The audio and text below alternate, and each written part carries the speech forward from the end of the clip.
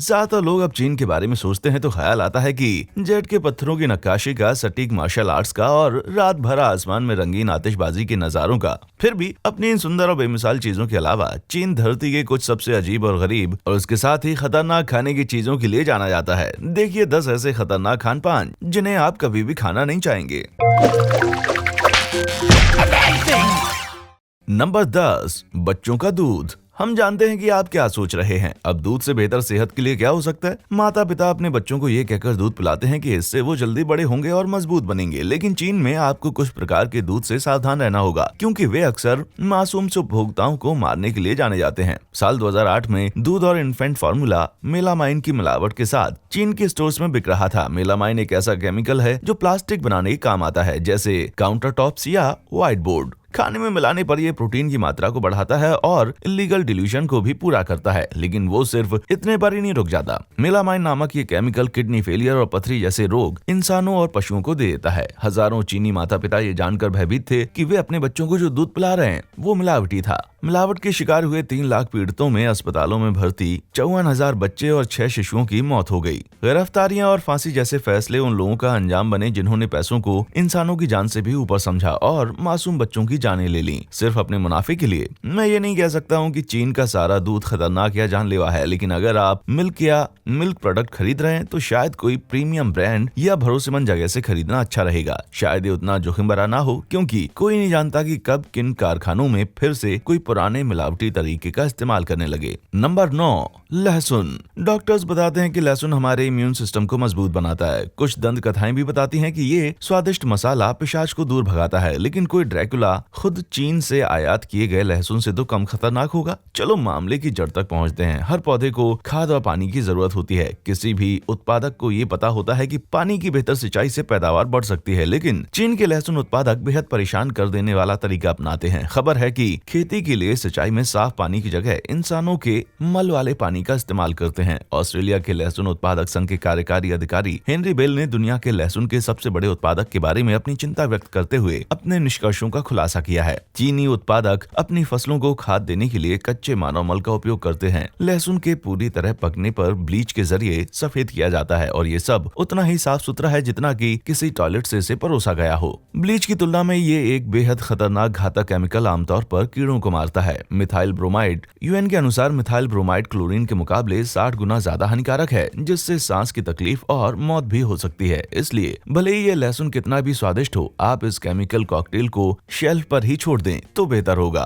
और ये तो बिल्कुल ना सोचें कि ये एक ऑर्गेनिक लेबल आपको बचाएगा। चीन में कड़े नियमों के बिना ऑर्गेनिक पैकेज को सजाने के लिए सिर्फ एक सुंदर सा शब्द हो सकता है। नंबर 8, आड़ू। आड़ू चीन के लिए स्वदेशी जरूर है, लेकिन उस कैन को खोलने से पहले 2 बार सोच लें। उनकी असल जगह को ध्यान में रखते हुए आप शायद सोचेंगे कि ये चीनी आड़ू बाकी सबको स्वाद के मामले में मात दे देगा। हाँ, ऐसा हो सकता है तभी तक जब तक आपको अपने फलों में भारी मात्रा में लेड की चिंता ना हो। 2014 में प्रकाशित कुछ टेस्ट ने ये पुष्टि की है कि कुछ चीनी डिब्बाबंद पीच में लेड की मात्रा कानूनी मात्रा के हिसाब से दोगुनी है। इससे भी बदतर तो ये है कि किफायती दाम के कारण ये डिब्बाबंद आड़ू ऑस्ट्रेलिया के नर्सिंग होम और अस्पतालों में परोसे जाते हैं। ये समस्या सिर्फ आड़ू तक सीमित नहीं है। चीन में बनाए गए कई टिन के डब्बे लेड के जरिए बंद किए जाते हैं। 1995 में अमेरिका ने टिन कैंस में लेड के इस्तेमाल पर प्रतिबंध लगा दिया था, लेकिन चीनी कंपनियों ने अभी तक इस प्रथा को खत्म नहीं किया। लेड पॉइजनिंग कोई मजाक नहीं है। इसके लक्षण सिर दर्द से लेकर कोमा तक सब कुछ हो सकता है। Number 7, tofu.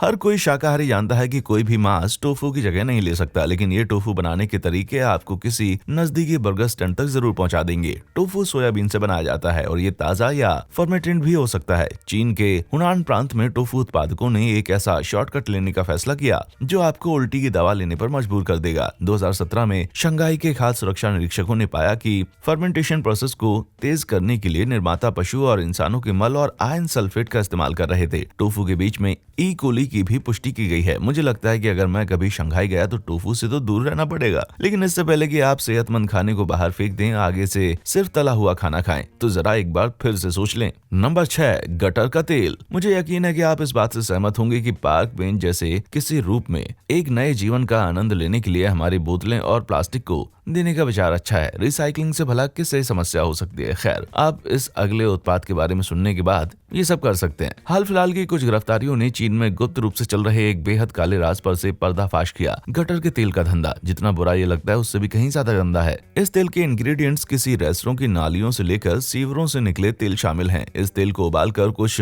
मिलावटों को हटाकर वापस रेस्टोरेंट में दोबारा इस्तेमाल के लिए भेज दिया जाता है। दोबारा इस्तेमाल में लाए जाने वाले इस तेल का गाढ़ा रंग इसके घिनौने अतीत को बयान न करे, इसलिए इसमें ब्लीच का भी इस्तेमाल किया जाता है। चीन के अधिकारियों ने इस गटर ऑयल नेटवर्क को धर दबोचा जो 14 प्रांतों में फैला हुआ था, जिसमें 100 टन मिलावटी तेल जब्त किया गया। ये गिरफ्तारियां चीनी सरकार द्वारा खतरनाक और मिलावटी खानपान की चीजों पर नकेल कसने का एक प्रयास था। एक साल बाद अधिकारियों ने गटर के तेल के खिलाफ एक और बड़ी जंग छिड़ी। लगभग 100 लोगों को गटर तेल बनाने के लिए गिरफ्तार कर लिया गया, जिसमें तेल निकालने के लिए बड़े सड़े हुए मांस को उबाला जाता था। इसमें अल्कली मिलाया जाता था जिससे पशुओं की चर्बी से मिलने वाले तेल के असंतुलन को बेअसर किया जा सके। इस मिलावटी तेल का इस्तेमाल जल्द ही पेट दर्द और दस्त का रूप ले लेता है, जबकि लंबे समय तक इसका इस्तेमाल पेट के कैंसर और विकासात्मक विकलांगता पैदा कर सकता है। तो कोई भला इस अवैध और मिलावटी तेल के इस्तेमाल करके जोखिम क्यों उठाएगा? किसी भी नए कुकिंग ऑयल के मुकाबले आधे दामों वाले इस ऑयल में कुछ को मुनाफा दिखाई दे सकता है, और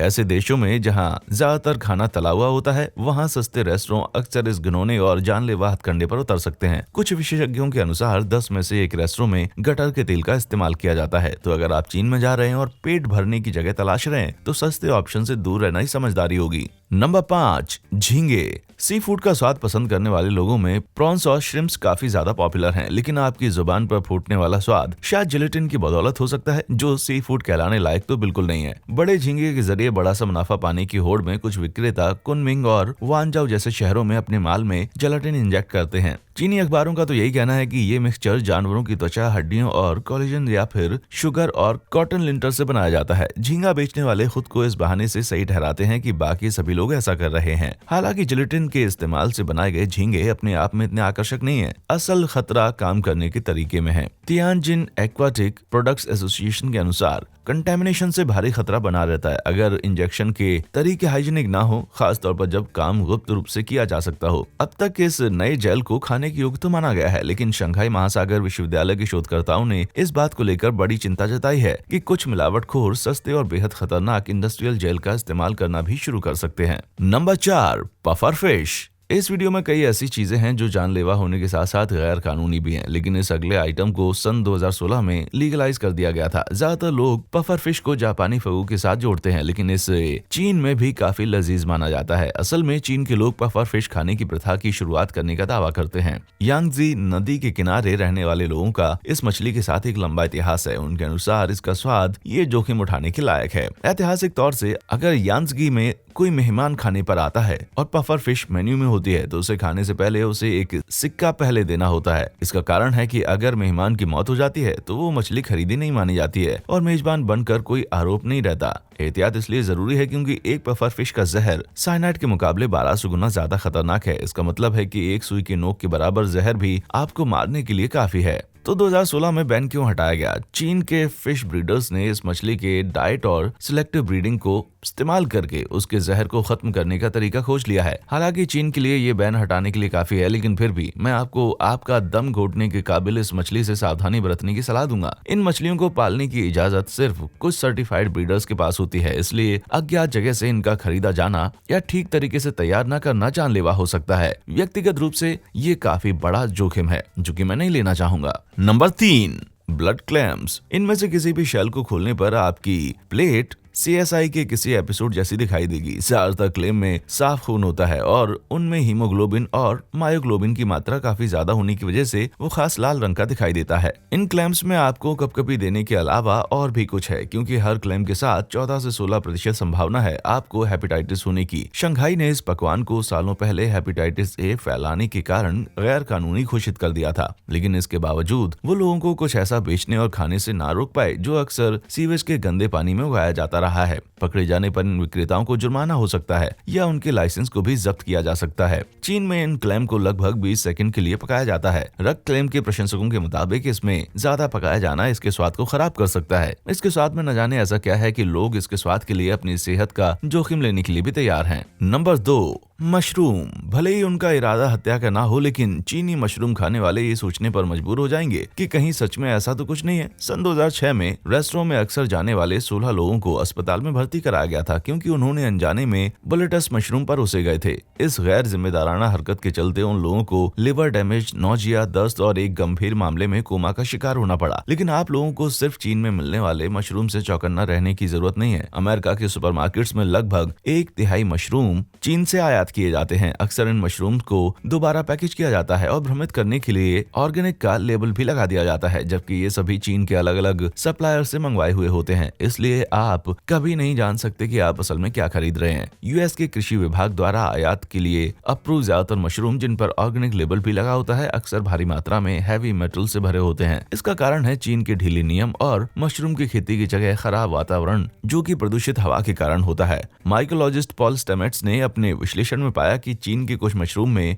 22 ppm तक लेड होता है, जिसका अर्थ है इनकी लगातार खपत जहरीली हो सकती है। ये मशरूम एक और कारण से घातक हो सकते हैं और जो है कीटनाशक। सन 2012 में FDA ने डिब्बाबंद मशरूम के कई शिपमेंट्स को अमेरिका इन्हीं कुछ कारणों से रोक दिया था। यहाँ तक कि ताजे मशरूम भी कुछ हद तक खतरा रहते हैं क्योंकि किसान अक्सर उन्हें लंबे समय तक ताजा रखने के लिए सल्फर डाइऑक्साइड और फॉर्मेल्डिहाइड डालते हैं। मशरूम को साफ सुथरी जगहों से लाना बेहद जरूरी है। सख्त नियमों के कारण अमेरिकी मशरूम काफी अच्छी क्वालिटी के होते हैं। अगर आप सुरक्षित रहना चाहते हैं तो ध्यान दें, आप जो मशरूम लेते हैं वो यूएस के किसी सर्टिफाइड ऑर्गेनिक मशरूम सप्लायर के हों। नंबर 1, टिलेपिया। हालांकि अमेरिकी उपभोक्ताओं के लिए काफी नया है, टिलेपिया काफी अच्छा ऑप्शन है और अपने हल्के स्वाद और फ्लेवर के लिए काफी प्रसिद्ध भी है। ये मछली अमेरिका में खाई जाने वाली 10 सबसे लोकप्रिय सी फूड्स में से एक है। टिलेपिया खाने वाले बहुत से लोग अक्सर इस मछली की डाइट के बारे में सोचते हैं। उन्हें असल में इसके बारे में सोचना भी चाहिए, इससे पहले कि वो खुद ही कोई नुकसान कर लें। चीनी टिलेपिया को खाने के लिए क्या दिया जाता है? आमतौर पर जवाब फिश फूड होना चाहिए, लेकिन सच ये है कि इससे भी सस्ता विकल्प है मल। जी हाँ, यूनिवर्सिटी ऑफ जॉर्जिया के सेंटर ऑफ फूड सेफ्टी के अनुसार चीन में पाले जाने वाली लगभग 50% टिलेपिया को कुछ हद तक मल खिलाया जाता है, जिसे वो दूसरा कुछ खाने को ना मिलने पर चाव से खाती हैं। और ये मछली भी काफी नहीं तो इनको जिंदा रखने के लिए पानी को एंटीबायोटिक से भर दिया जाता है। बदतर हालत तो यह है कि इस एंटीबायोटिक कॉकटेल के चलते एंटीबायोटिक रेसिस्टेंट साल्मोनेला और ई कोली उसमें पनपने लगते हैं। हालांकि कुछ लोग इस बात से इनकार करते हैं कि मछलियों को मल खिलाया जाता है, लेकिन इस बात से कोई इनकार नहीं कर सकता कि चीनी मछलियां एंटीबायोटिक दवाओं में तैर रही होती हैं, जो कि कहीं न कहीं एंटीबायोटिक रेसिस्टेंट माइक्रोब्स के अंतरराष्ट्रीय संकट में योगदान करता है। इसलिए जहां आप चीन के कुछ खान पान की सरलता की तारीफ करते हैं, वहीं आपको सावधान भी रहना होगा। ऐसा अनुमान है कि चीन में 40% मिट्टी, आर्सेनिक और दूसरे हैवी मेटल से प्रदूषित है। मैंने अनुमान इसलिए कहा क्योंकि चीनी सरकार असल आंकड़ों को बताने से इनकार करती है। फिर भी चीन की स्टेट मीडिया ने संकेत दिया है कि 60% ग्राउंड वाटर गंभीर रूप से प्रदूषित है। ये प्रदूषण चीन के जरिए आयात किए जाने वाले खान पान की चीजों के जरिए दुनिया के बाकी हिस्सों में अपना रास्ता बनाता है। क्या कम दामों के एवज में ये स्वीकार किया जा सकता है? आप ये खुद तय करें, लेकिन मैं ये जानना चाहता हूँ क्या आप इनमें से कुछ चीजों के साथ जोखिम लेंगे या आपने इन्हें जीवन भर के लिए बंद कर दिया है? मुझे नीचे कमेंट सेक्शन में बताएं। वीडियो देखने के लिए शुक्रिया।